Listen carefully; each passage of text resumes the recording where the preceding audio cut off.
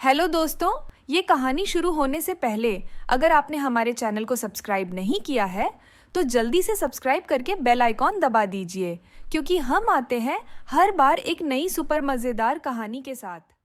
पिछले एपिसोड में आपने देखा कि सुमित्रा अपनी सौतेली बेटी निशा पर बहुत अत्याचार करती थी।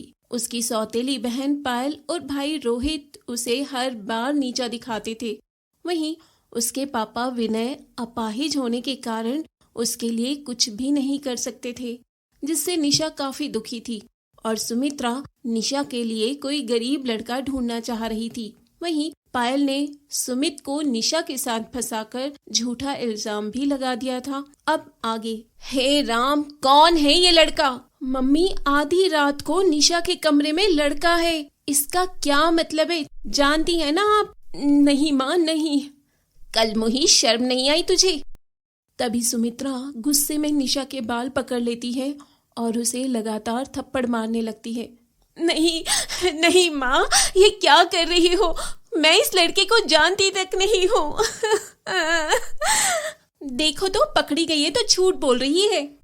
लेकिन पायल, तुम्हें कैसे पता कि लड़का आया है? अरे मैंने तो कोई आवाज सुन ली थी। इसकी हिम्मत कैसे हुई घर में घुसने की? तभी रोहित गुस्से से सुमित का कॉलर पकड़ लेता है और उसे मारने वाला होता है, लेकिन पायल रोहित को पीछे हटा लेती है। अरे इसकी क्या गलती है? इसे तो निशा ने बुलाया तभी ये आया ना, इसे जाने दो। हाँ, मैंने कुछ नहीं किया, मुझे तो निशा ने बुलाया था। वहीं सुमित्रा बार बार निशा को मार रही थी।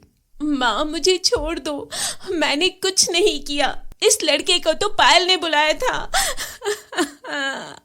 मुंह काला कर लिया अपना, ऊपर से मेरी बेटी का नाम ले रही है। तुझे शर्म नहीं आ रही है? और मारो माई से, देखो तो कैसे मुझ पर इल्जाम लगा रही है।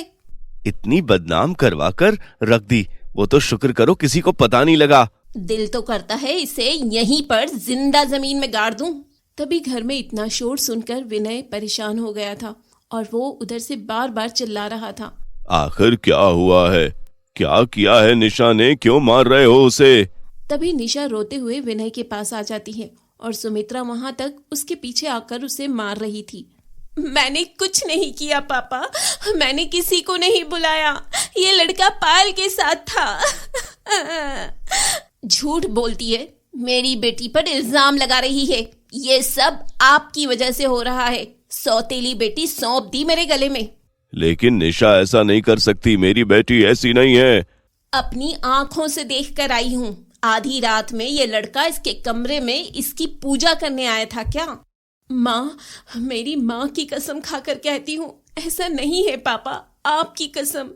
आखिर सुमित्रा उसे मारना बंद कर देती है, लेकिन अभी तक उसे खरी खोटी सुना ही रही थी। रोहित और पायल भी वहीं थे। मम्मी, ये तो हमारा खानदान खत्म करके ही रहेगी। अब तो देख कैसे झट से इसको इस घर से निकालती हूँ, फटाफट शादी करती हूँ इसकी। ऐसे कैसे शादी कर दोगी? कोई लड़का भी तो मिलना चाहिए। जैसे ये है, इसे तो कोई कचरा उठाने वाला मिल गया तो भी कर दूंगी। जल्दी से लेकर जाए इसे यहाँ से। ऐसा मत बोलो माँ, मैं सच कह रही हूँ, मैं उस लड़के को जानती तक नहीं हूँ। अभी बुलाती हूँ उस लड़के को, जरा देखती हूँ क्या सफाई देता है। जा, जरा उसे बुलाकर तो ले आ। रोहित वहां जाता है और देखता है कि सुमित वहां नहीं था, वहां से जा चुका था। रोहित वापस आता है।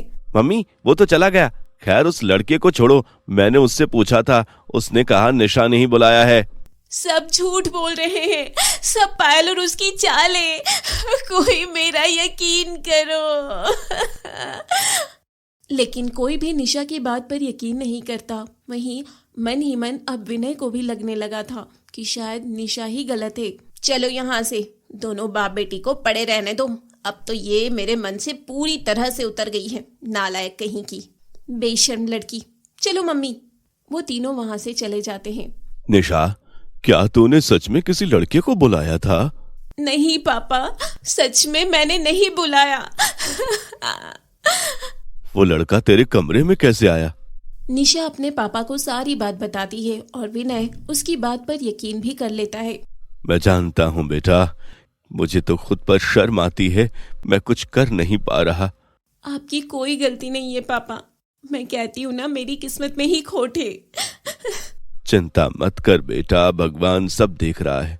तेरे साथ अच्छा तो होगा, तू देख लेना, मेरी बात याद रखना तू। हाँ पापा, देखो ना कितना अच्छा हो रहा है। कितनी पिटाई की है मेरी, कैसे कैसे इल्जाम लगाए हैं मुझ पर। रो मत बेटी, रो मत। तभी निशा अपने पापा को गले से लगाती है और खूब रोती है। खैर, अब तो जो होना था वो हो चुका। वहीं सुमित्रा पूरे दिन फोन पर शादी.com में लड़का ढूंढती रहती है।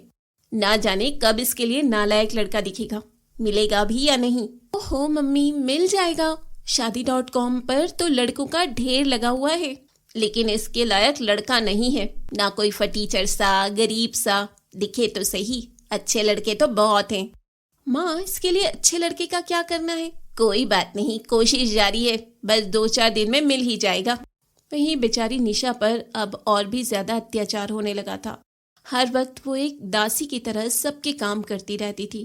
कुछ दिन बाद, ए निशा, जाकर मेरे जूते साफ कर। मैं क्यों जूते साफ करूं? तुम्हारे जूते हैं, तुम खुद साफ करो। ज्यादा जुबान चलाई तो उठाकर घर से बाहर फेंक दूंगा।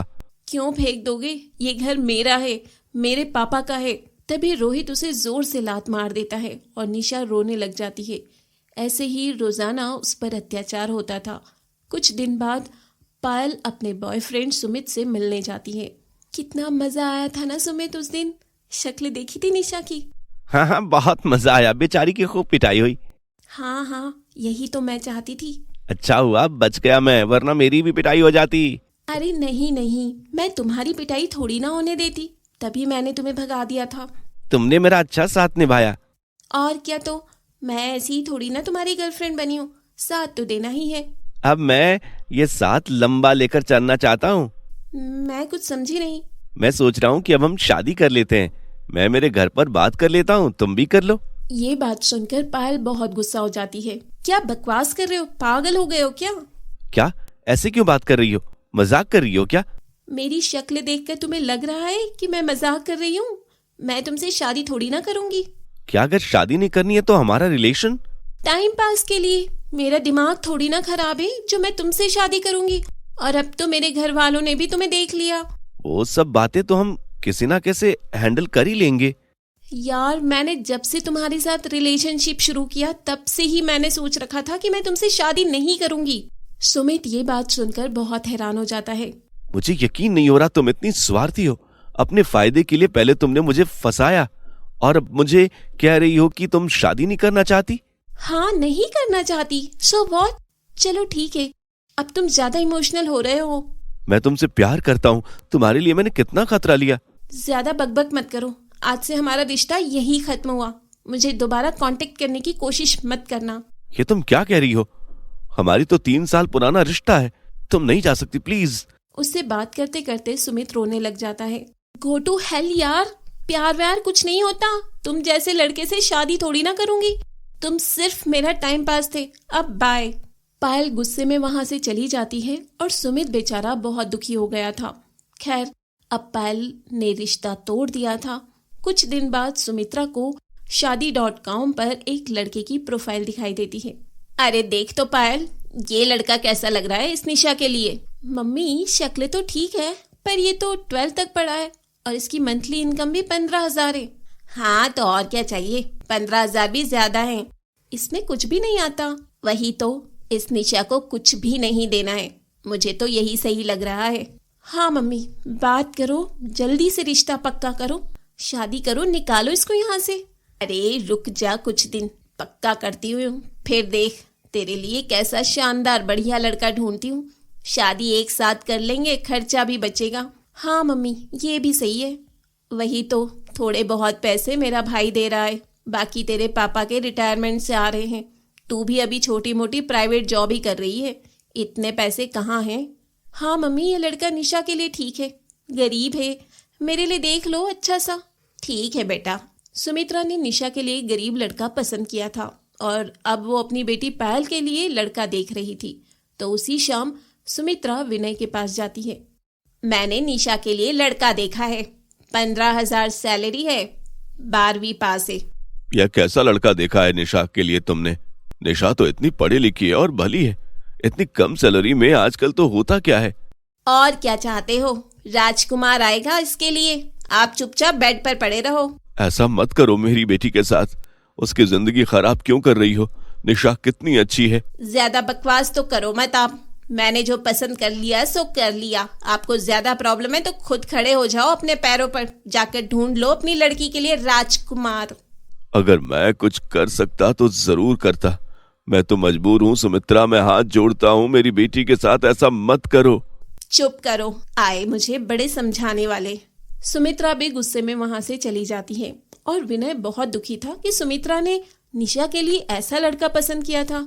उसी रात 11 बजे उनके दरवाजे पर कोई पत्थर फेंकने लगता है और सभी चौंक जाते हैं। सुमित्रा, रोहित, पायल अपने कमरे से हॉल में आ जाते हैं। हे भगवान, इस वक्त कौन है? कोई खतरा ही है। रात के 11 बजे कौन उनके घर पर पत्थर फेंक रहा था? और क्या निशा का उस लड़के के साथ रिश्ता तय हो पाएगा? क्या यही लिखा था निशा की किस्मत में? देखेंगे हम सौतेली माँ का अत्याचार के अगले एपिसोड में। आपने हमारे चैनल को सब्सक्राइब नहीं किया है तो जल्दी से सब्सक्राइब कर लीजिए। इस वीडियो को लाइक, शेयर, कमेंट करना ना भूलें। फिर मिलेंगे अगले एपिसोड के साथ।